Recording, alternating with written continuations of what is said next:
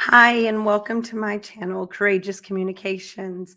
First off, I want to have a little disclaimer here. I'm battling a little laryngitis, so please forgive me. But here on Courageous Communications, we hear stories about real people living real lives courageously. Now that we're a few episodes in, I would hope and would love for you to like us on Facebook, share our post, and also subscribe to our page on YouTube, Courageous Communication. I really hope that you're enjoying the diversity of the content that we're bringing to you. And today, that diversity continues with a really good friend of mine. It's kind of a blast from the past. I knew this girl as we were kind of going through Tarleton together in college, and I'm excited to welcome her. So, we're going to welcome Sunny to the show today, and she's going to share about ALS in general and about her diagnosis specifically. Something that I wanted to share is to please feel free to continue that conversation with her at sunnystrong.com and on her Facebook page, Sunny Strong. We are also live streaming to her Facebook page. So I'm excited to welcome Sunny to the channel. Hey, Sunny. Hey, how are you? I'm great. How are you? I'm good. All right, Sunny. I know we've got a lot to cover today, so I'm just going to let you jump off and kind of start with telling us about your story. And as we go along, we'll just have a really good conversation. I'm excited to hear what you share with us today. Awesome. Thank you for having me. Absolutely. I think it's important to kind of start with I never had plans for ALS. Terminal disease was not on my to-do list, on my bucket list, or anything I ever wanted to know even a little bit about. So, um, like Jessica said, I went to Charleston. I couldn't find any reason to not go to grad school, though I looked high and low. And I went to Texas State and got my master's and started working. And I first noticed a twitch in my left ring finger. I was playing softball, City League. Softball's always been a sport I enjoyed, and I was warming up with a friend, and my glove kept falling off. And it was weird. It didn't feel different. It just was like kind of well, that's weird. So I kind of just blew it off, made excuses, ignored it.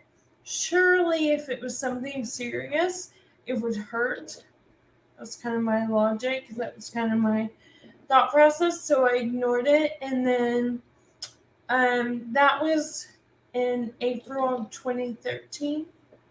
Um, then in December of that year, I threw my back out, and pain motivates. So I had an appointment the same day to go in and get that taken care of, and showing the trimmer, which I called my party trick, to the doctor, and that appointment kind of got the ball rolling towards my diagnosis.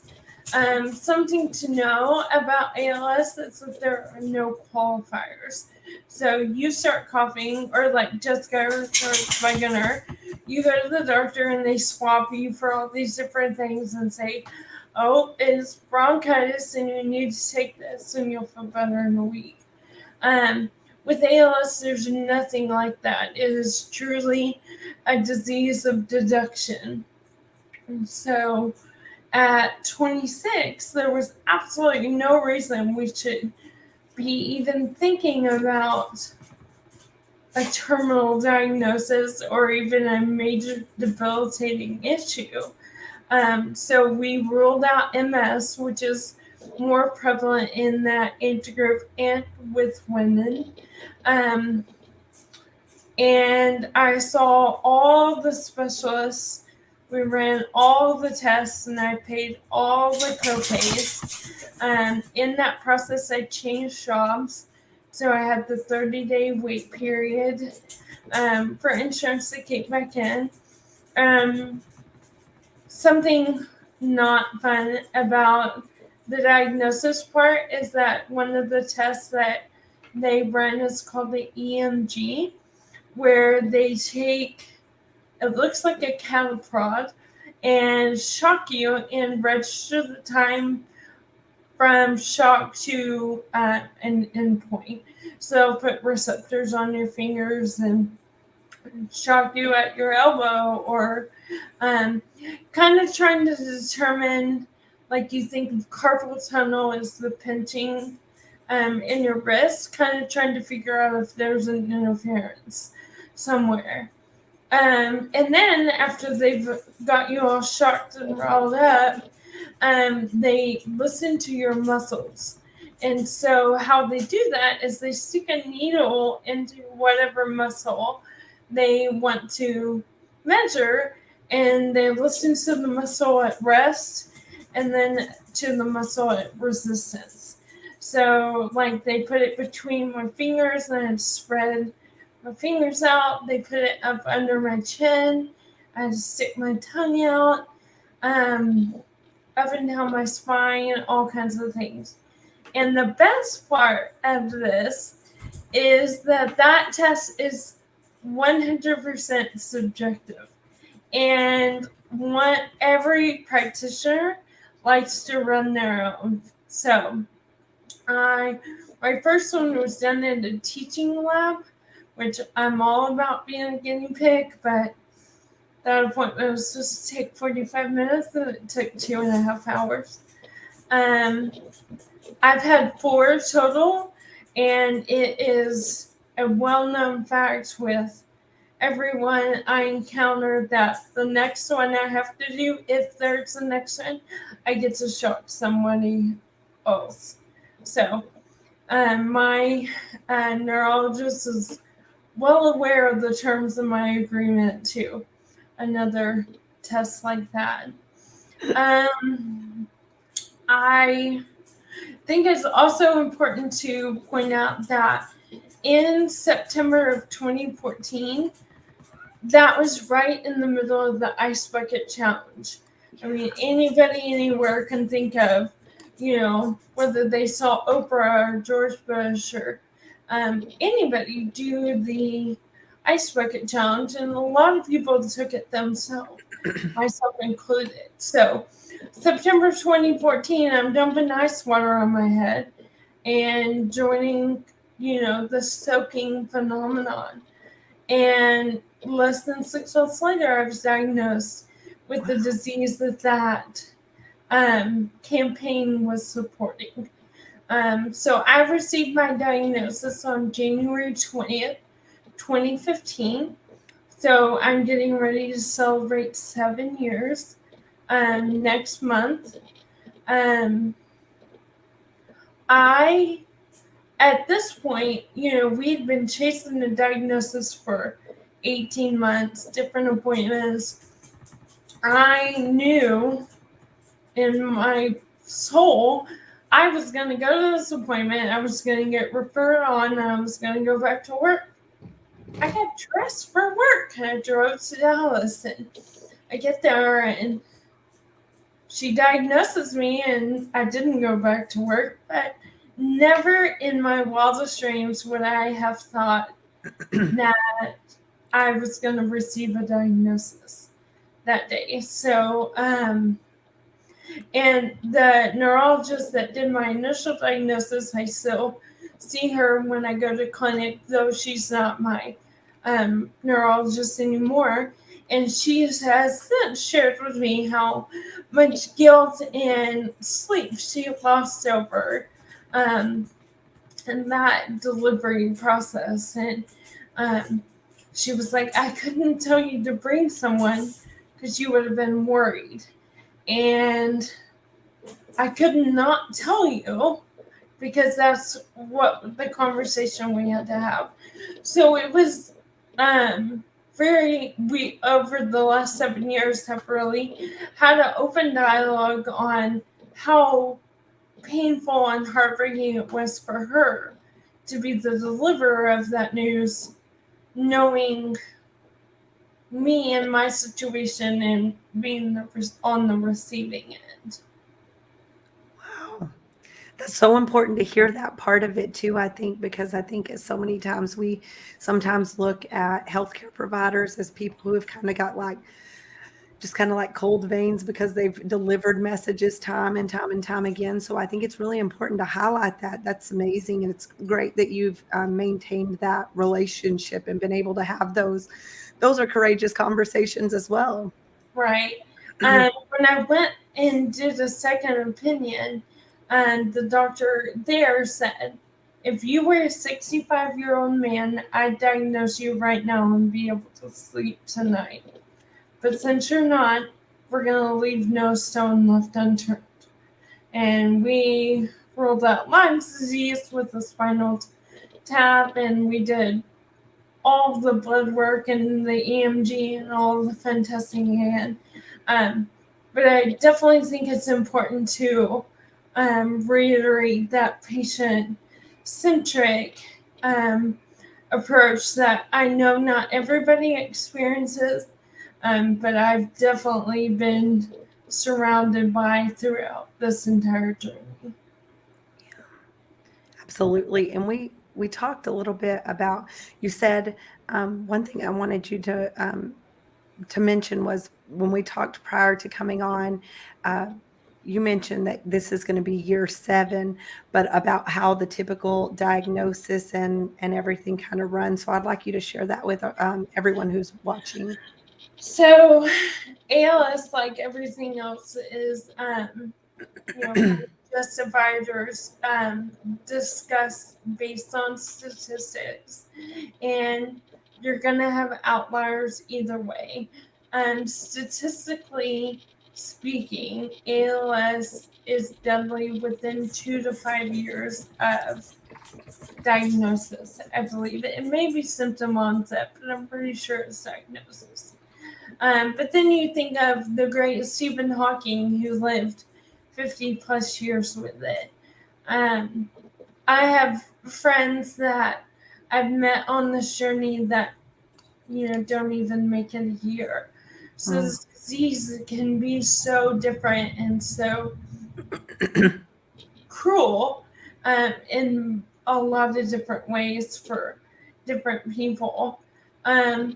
One thing that I think is just at the absolute best and is amazing for my care is that I attend a multidisciplinary clinic in Dallas, and I go quarterly. So 4 times a year, I get to go sit in this room, and we sign off our confidentiality so that we can kind of all be in an infusion suite together. And in one sitting, I see my neurologist, my nurse, my dietitian, my PT, my OT, my speech therapist, my clinical coordinator, and they usually have donuts. So it's just, I make it a party, and I think the people around me enjoy it. But it's really a support group and really an opportunity to have those open and candid conversations with people and families that are in the thick of it, whether they're newly diagnosed or they've been diagnosed longer than me and everything in between. But the hard part with that, and especially on the people that go to clinic with me, because I usually have a waiting list to the party and people I interchange who goes with me. A really hard conversation we have to have prior and post appointment is the reality that some of these people that I've become very close to may not be here from the next appointment. And so you're getting a front row seat to people, and love and have become part of their family and watching their decline and ultimate demise. ALS is 100% fatal. So it's really only a matter of time. And we know that, and we still show up at clinic every, quarterly. And if someone who's supposed to be there isn't, man, we hound the heck out of them. Where are you? What are you doing? Why aren't you here? And so COVID really put a damper on that in the respect of getting to be face to face with people that just get it and understand everything about your emotions and your physical and mental capacities and what you're dealing with. So, Yeah, yeah. that's huge. That's huge. It's kind of, and the same part that it sounds like such a wonderful support group. The realities, like you said, are that there are chances that the next time someone's not going to be there. Sunny, how many people, and I don't mean this to be morbid, but just like how many people in this process do you feel like you've met and lost through this, and how has that impacted you on your journey? Like, is that a large number? Yeah, I'm a textbook extrovert. I mean, if I follow you on social media, you're my best friend, and I don't introduce myself to you, I just assume you feel the same way. So, getting to attend things face to face, going to DC for advocacy, and going to the International Symposium, and even just participating in conversations like this, I get to meet people that I become attached to.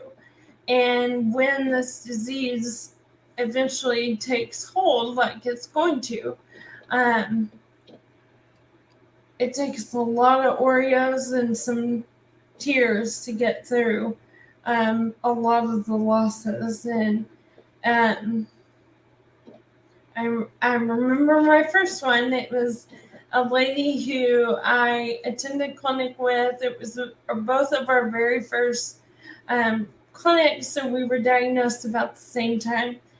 And she was from a small town not too far from me. And when she died, it rocked my world because it just did not make sense that she wasn't sitting next to me in clinic. We started this together, and hers was vulvar onset, which tends to be more aggressive, but still, Yeah, it's tough. absolutely.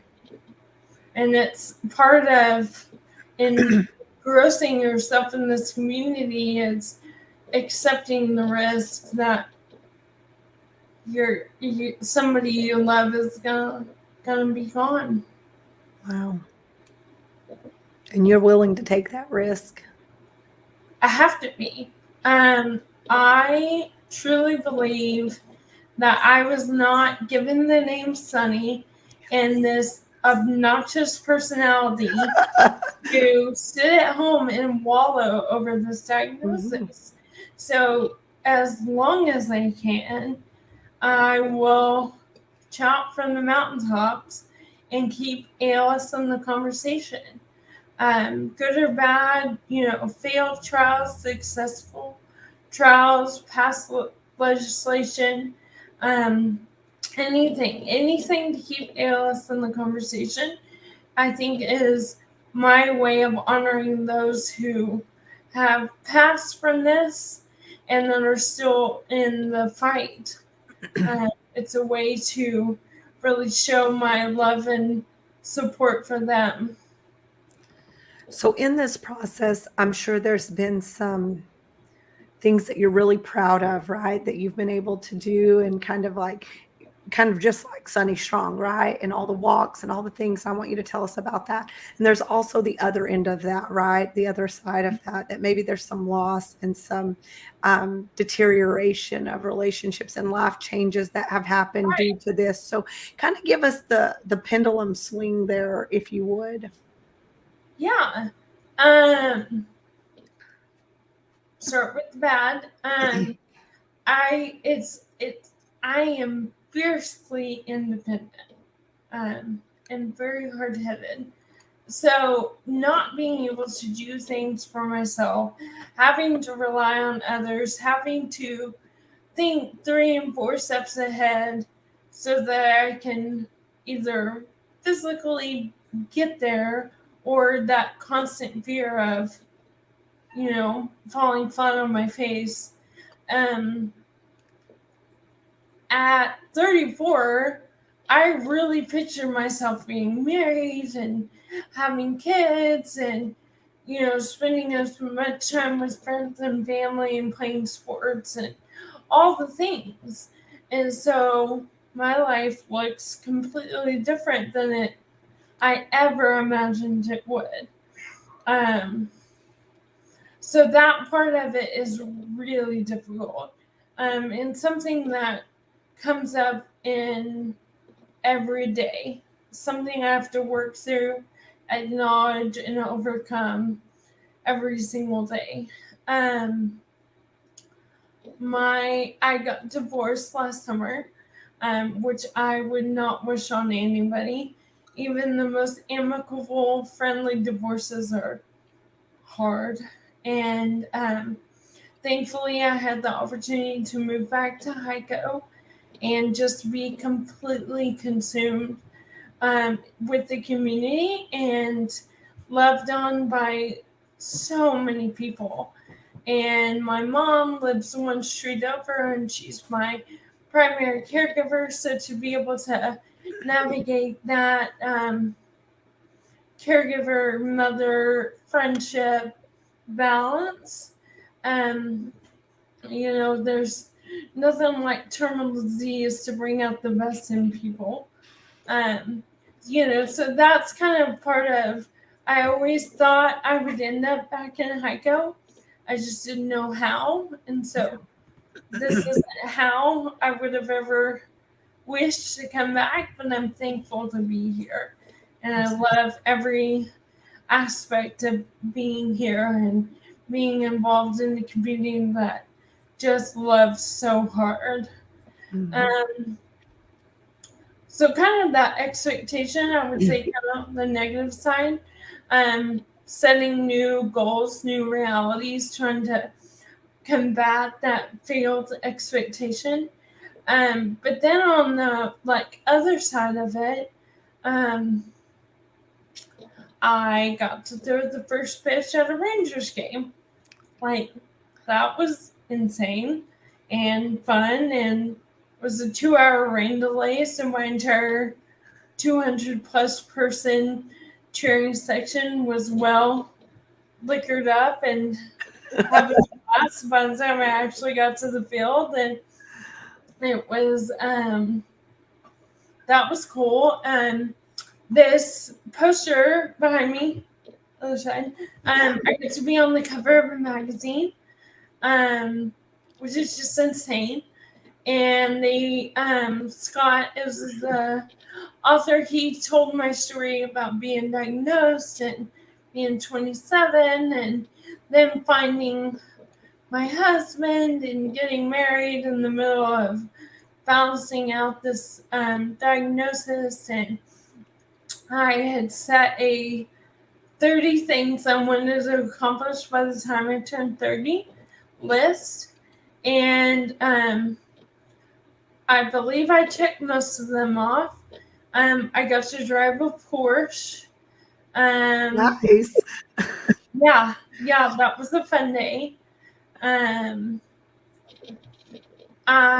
We went to some concerts that I probably wouldn't have prioritized, but we did because they were part of the list. When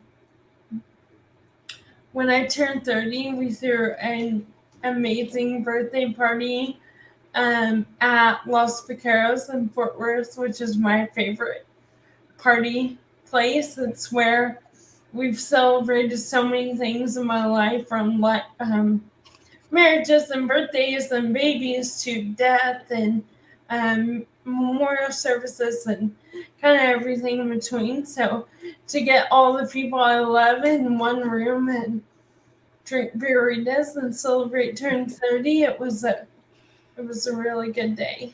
Yeah. I'm very active in the International ALS and MND Symposium. I've attended the last 4. The last 2 have been virtual. The first one, my sister and I went to Scotland to Glasgow for the conference. And then the next conference was in Perth, Australia. So my sister and my friend Bronson went. And I mean, yes, I love to travel, but neither of those places would have been attainable without being able to tie some kind of purpose. And that purpose was my ALS diagnosis and being a voice and a face for this disease at a very scientific, high level conference. And so this program, this patient fellows program, started, I think, 5 years ago. And their mantra is nothing about us without us. And so it's a really cool and engaging opportunity to really put a face and a name and a voice to the hard work that scientists all over the world are doing. And so being able to bridge that gap of communication and really have a honest and hearty conversation about the decisions and the purposes of their work and how it benefits me and my community on this end. And so it's a really, I mean, who wouldn't want to spend 10 days in Australia on the Absolutely. beach? So there's definitely been some perks to this diagnosis, and take those where I can get them and enjoy life. Absolutely.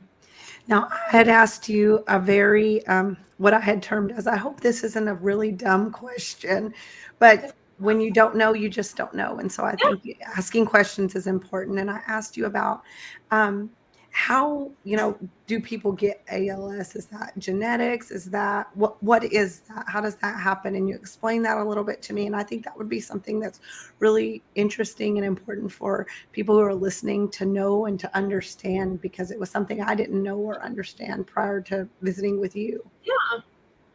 So something to know about ALS. ALS affects your voluntary muscles. So the muscles you move willingly.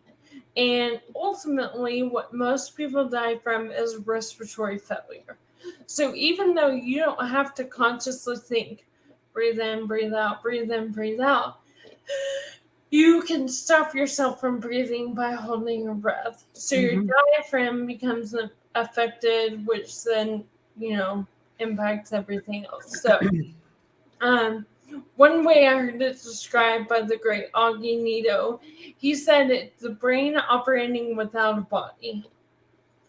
Eventually, that's what ALS says. And so knowing that, there are two forms of ALS as far as how symptoms onset.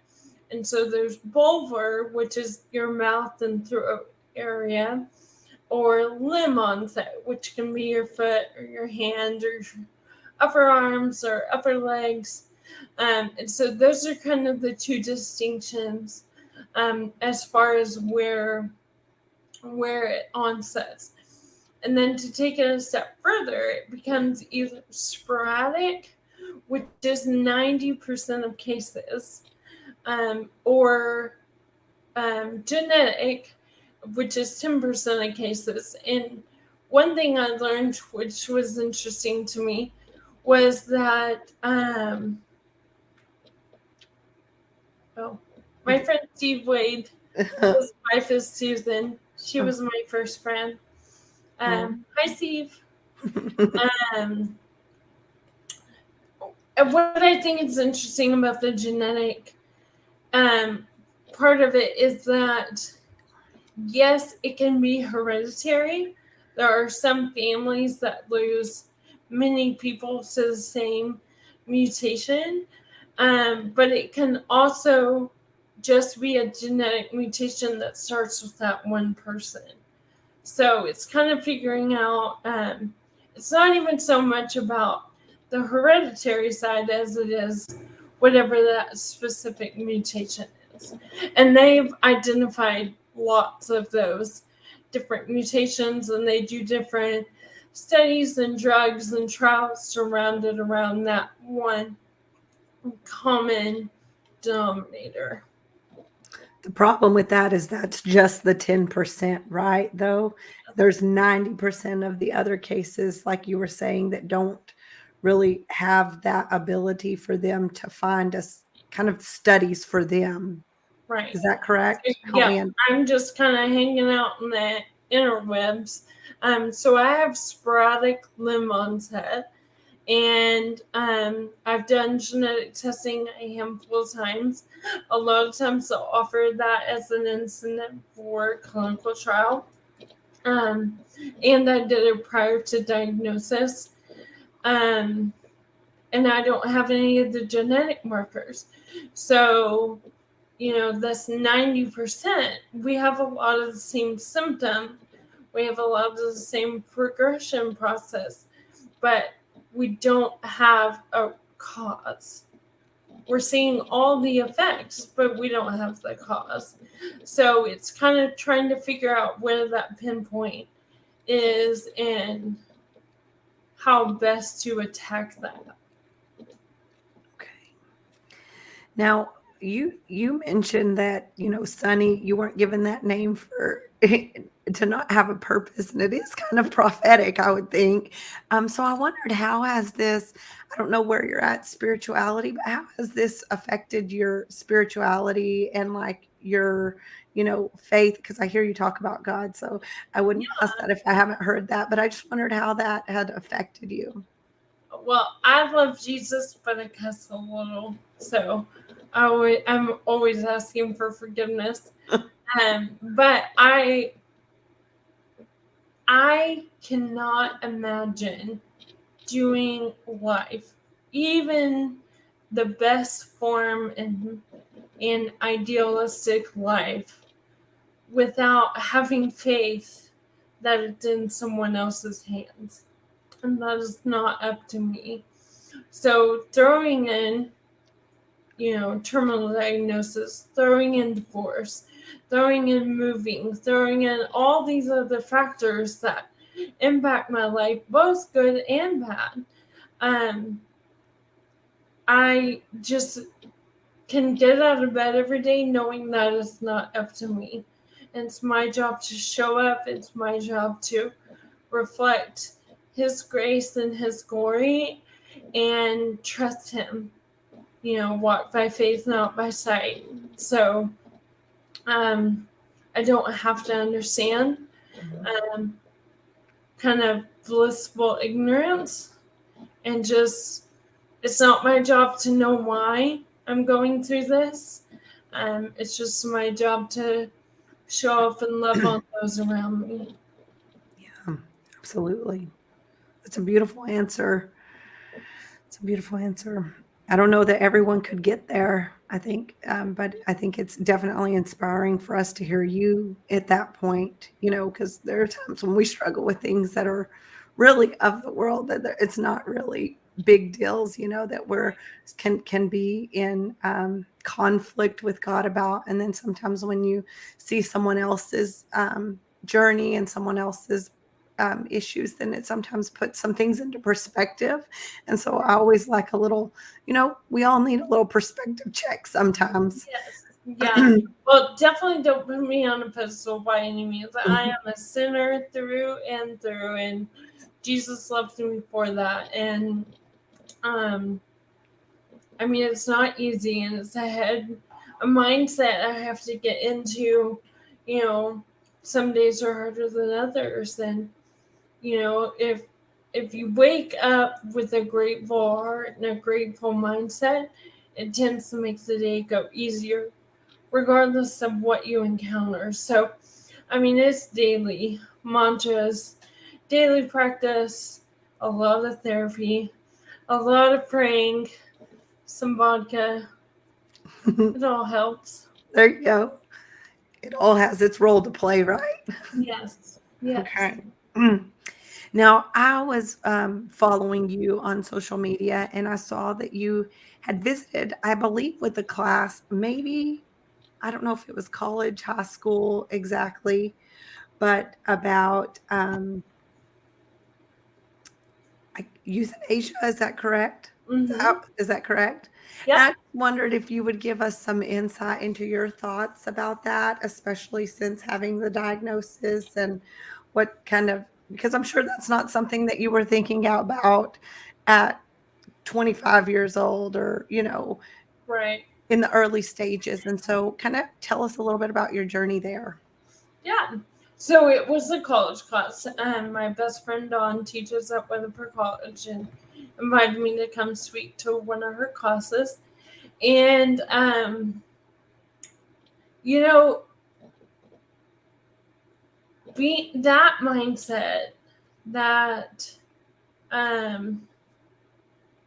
don't even know that euthanasia was my thought process, but I am 100% pro-choice. And that'll ruffle some feathers, but I mean, when I turned 15 and took driver's ed, and for the first time was put in a situation that was more dangerous than any situation I'd ever been in before, I had a conversation with my mom about being an organ donor and kind of limitations. And I always said, if you have to make a decision between do and don't. Make the greater good decision. Keep me alive if it means you can harvest my organs, but if not, I know where I'm going. Mhm. I don't want to be a miracle. I don't want to be, I don't want all these extensive measures.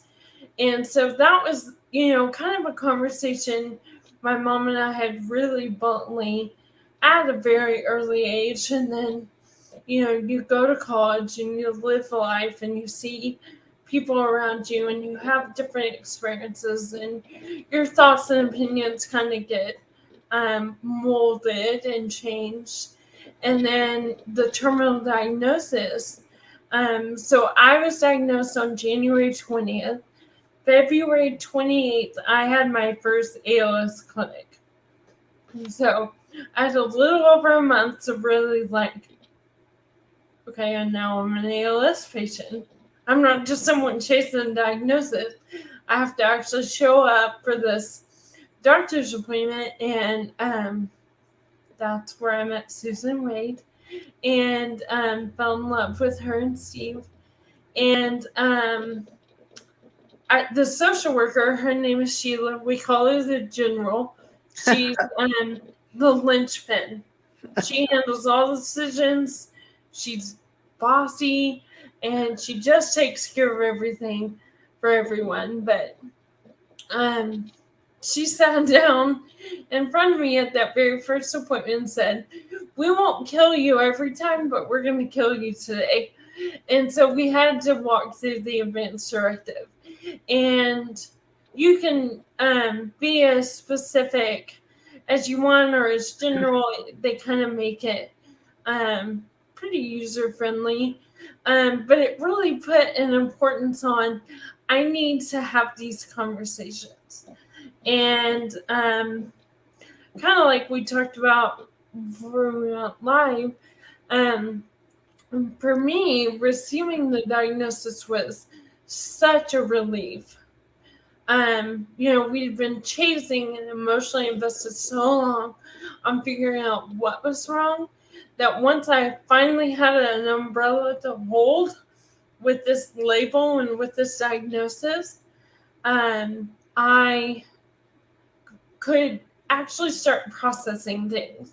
I didn't have that come to Jesus like, oh my gosh, this is what's happening for a few months, but luckily everyone around me had it very quickly. So I would have never have thought being diagnosed with ALS would turn me into a counselor, but it definitely did. So I was counseling people around me, ensuring them that they were going to be okay with my diagnosis. We're going to figure it out. And so at that very first clinic, that really kind of planted that seed of how do I want this to look? And I'm sitting there scoring from the diagnosis, the prognosis, this is what it's going to look like. This is how you're going to die. We don't know when. We don't know, where. And just that kind of control, that was something that really leveled me out, was being able to be a part of that conversation and make those decisions and really have that conversation with others around me. And I've had to amend mine through marriage and then through divorce, and just get my advance directive in the best format and way possible to alleviate the burden of worry for the people around me, that will ultimately be making those decisions on my behalf. I chose to sign a DNR. That was a very personal choice. I had to request it and have really strong conversations with Sheila about it to ensure her that it wasn't something I was taking lightly. The physical toll of resuscitation would likely render me even more disabled than I already was. So it kind of goes back to if you have to make a decision between do or don't. Right. And so that's been something I've had to kind of actively keep in the conversation, especially as I travel, as I'm visiting with other people. Hopefully this all lays out the way we think it will. But if I'm, unfortunately in a car accident or something like that, I need whoever I'm with to know what my stance is. Right. So I know the people around me are like, can we not talk about death? But for me, it's something that has to stay in the conversation because I don't want to be tricked. I have a lot of ALS friends that made that decision, and they are living amazing lives because of it. That is just not the life for me. Again, that's a very personal decision, but it's one of those that's irreversible. So if something were to happen and I got traked in order to save me, right, there's no way for me to undo that. Got you. So that is one of those harsh kind of realities. I have a good friend. Her name is Sunny Morris. She is a badass. She lives in California, and she is wonderful. But she published an article with a newspaper, I believe. I'd have to find the link, but she was talking about how in California, physician-assisted suicide is legal, but that the law is so restrictive to nobody can help you. You've got to go to these certain appointments. You've got to put it in writing. You've got to have witnesses. And you have to go through some kind of counseling. There's all these steps, stipulations around it to make sure that you're of sound mind, that you're not being pressured from someone else. But at the end of it, I think there's a pill form or a liquid form. And either way, you have to be able to swallow it by yourself, or you have to be able to plunge it into your G-tube. And, so ALS is taking away your motor skills. I mean, I can barely hold a pen. So the physical act of that is something that would be very challenging. And so her discussion was around this, this ability to end the suffering, to end your life in a positive way, in a painless way, is not conducive for people with disabilities. Mm-hmm. Because of that, you're having to make a decision to go sooner rather than later. Okay. Because you have to be able to hold the glass to drink the water, or be able to load the fluid into the tube. So, we're being penalized because of this disease just one additional time. Mm-hmm. So that's kind of a hard, but very honest, very heart-wrenching discussion and realization to have. Absolutely. Yeah, I mean, that's all information again that I would not have known without visiting with you. So I think this is very good. I wanted you to talk about, I saw another thing that you had posted, and I think it was a repost off of Dak Prescott. I guess there's some legislation that's currently pending regarding ALS. So tell us a little bit about that. Tell us where you sit on it and kind of give us some ideas about what is in that legislation and why it would be important to enact it, or what are some of the problems with it that you see. Just kind of give us a briefing, because not everyone is up to date. I pulled up the actual act so I could read it, so I didn't miss anything. It's called the Act for ALS. So Act for ALS will create an infrastructure to fund early access to promising therapies discovered through clinical trials for patients suffering from fast-progressing neurodegenerative and terminal diseases like ALS. In addition, the legislation will invest in neurodegenerative disease research through the FDA Rare Neurodegenerative Disease Grant Program and establish a Department of Health and Human Services public-private partnership for neurodegenerative disease between the NIH, the FDA, and more eligible entities. This partnership will support or accelerate the development and review of drugs for patients with ALS and other neurodegenerative diseases.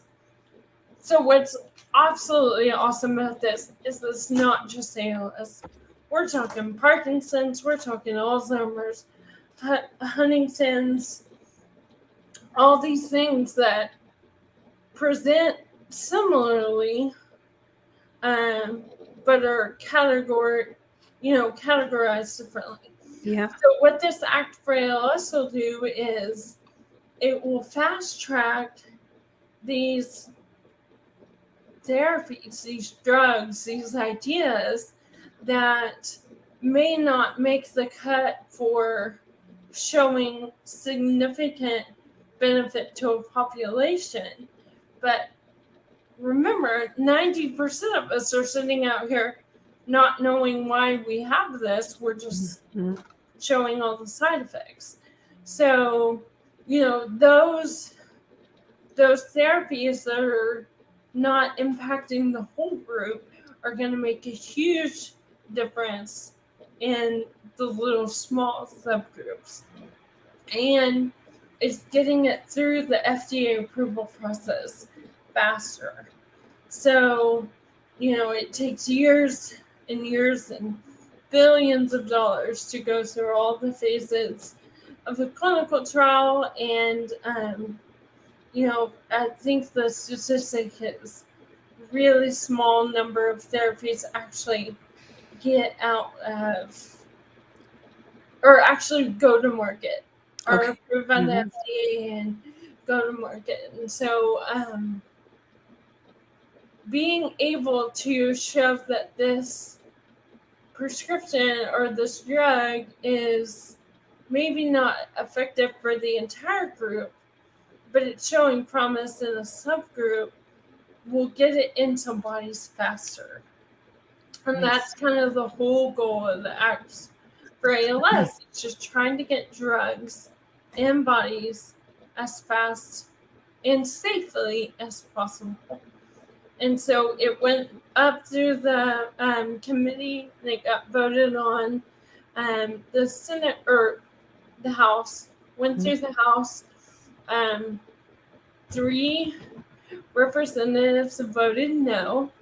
One of them was from Texas, and he has gotten an earful from a lot of people, and will continue to do so as an elected position. But now it moves to the Senate, and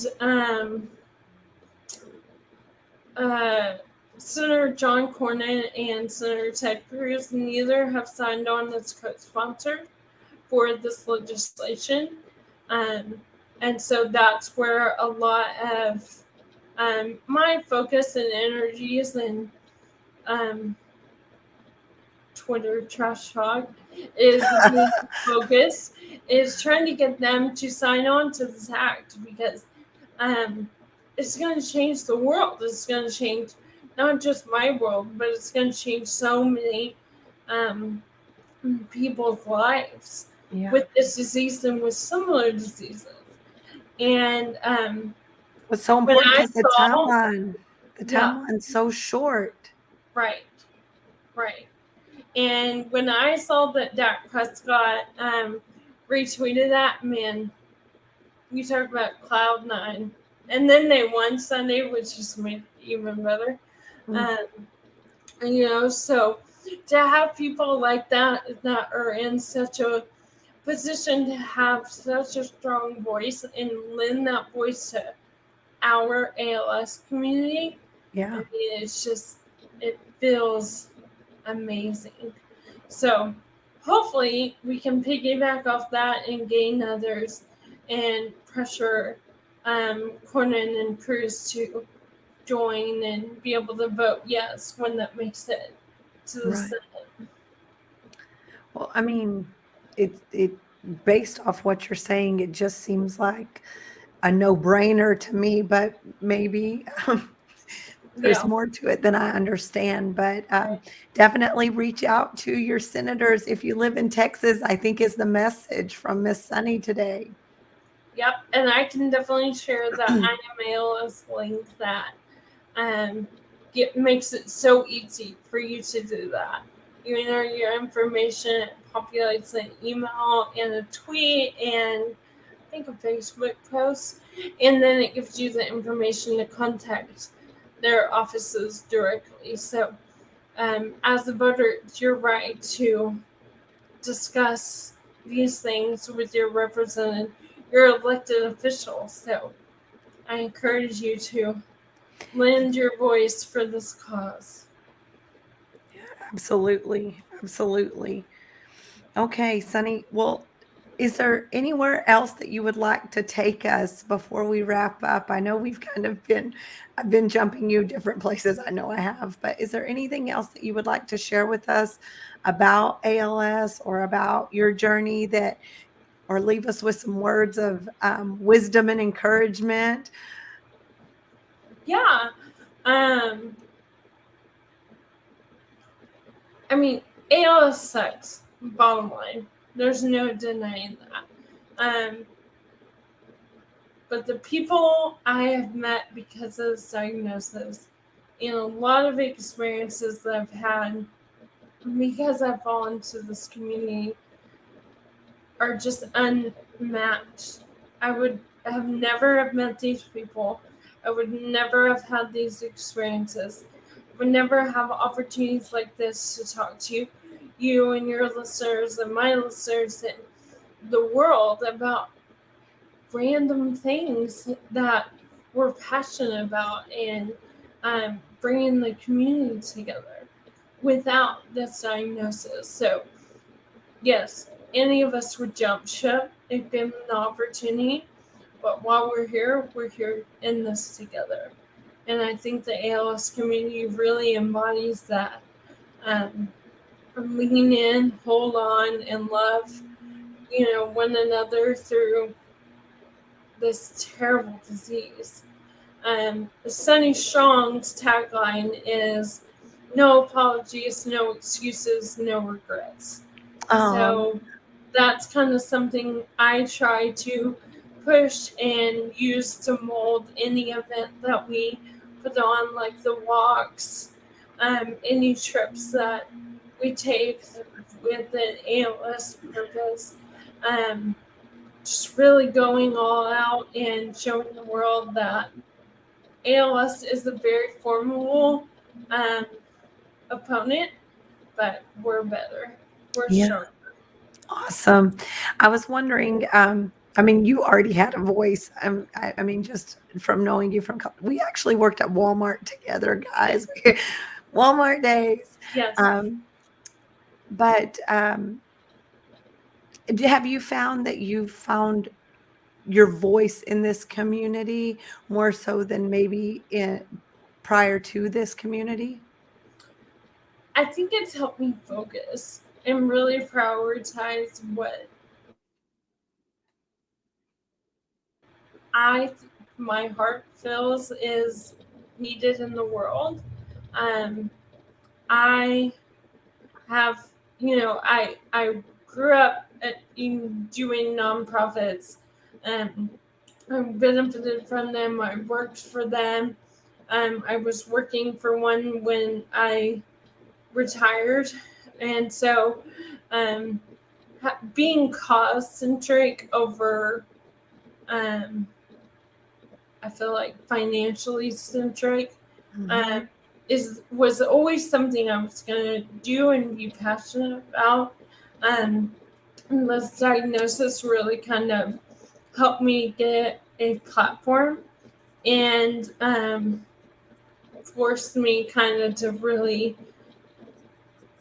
not just embody ALS because that's depressing and sucks, but just to show that it's bigger than that. It's bigger than the disease. We're here to, God called us to love one another. And that's how I can do that. I can share these A-plus experiences. I can connect people from inside and outside the community with Mhm. resources, and I can kind of be that conduit to help people live their best life Yeah. the way that we were called to do. Mhm. Yeah, you're definitely bridging a gap here today because, you know, not everyone knows someone with ALS. Not everyone understands all the aspects of things that happen with ALS. And we didn't cover everything in, an hour's time, but we have a little snapshot of someone else's life and why things matter to them, just like this legislation. That gives someone a bird's eye view as to like, that might not directly affect me, but I can put myself in that situation and hopefully think, if I was there, what would I need? What would I want? And let me act in that way. For sure. Absolutely. Okay, Sunny. Well, like I said, we're coming up on an hour. It's been a long hour, but it's been a great hour. Um, So I just want to say thank you so much for coming on and sharing your story with us. I know some parts of it are definitely hard to share, and some of them are very um, amazing to share. So I really appreciate it. And guys, if you like this video, give it a thumbs up, share, go and subscribe to Courageous Communication. Subscribe to Sunny Strong on Facebook, and follow her at sunnystrong.com. Is that Yep. correct? That's it. Yes, and be a part of the conversation, guys. Get involved in something that doesn't directly maybe affect you. But like we said, 90% is sporadic cases. You never know when something like this is coming to your door. And so be a part of a solution. For sure. All All I right. ask is that you love me through this. That's what I need. Absolutely. Absolutely. Well, thank you so much, Sunny. Thank you, everybody. And we'll see you next time. All right. Thanks, Uh huh.